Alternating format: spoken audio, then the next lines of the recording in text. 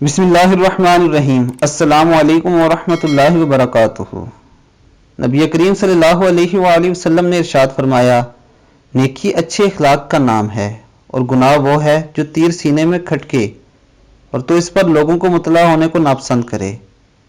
اس حدیث سے ہمیں یہ بات سمجھ آتی ہے کہ نیکی اچھے اخلاق کی طرح ہے، یعنی جیسے آپ کے اچھے اخلاق لوگوں پر عیا ہوتے ہیں، لوگ آپ سے بات کرنا پسند فرماتے ہیں اور آپ کو بھی اچھا لگتا ہے دوسروں کے ساتھ بات کرنا، بالکل اسی طرح نیکی بھی ایک ایسی چیز ہے کہ جب آپ اسے کرتے ہیں تو آپ کبھی شرم محسوس نہیں کرتے یا عار محسوس نہیں کرتے دوسروں کے سامنے اسے بیان کرتے ہوئے۔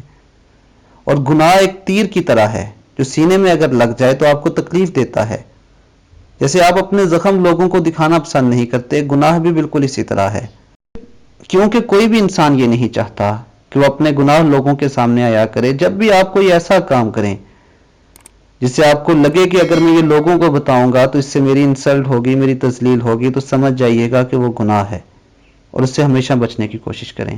اللہ تعالیٰ ہمیں نبی اکرم صلی اللہ علیہ وآلہ وسلم کے فرمان پر عمل کرنے کی توفیق عطا فرمائے۔ السلام علیکم ورحمۃ اللہ وبرکاتہ۔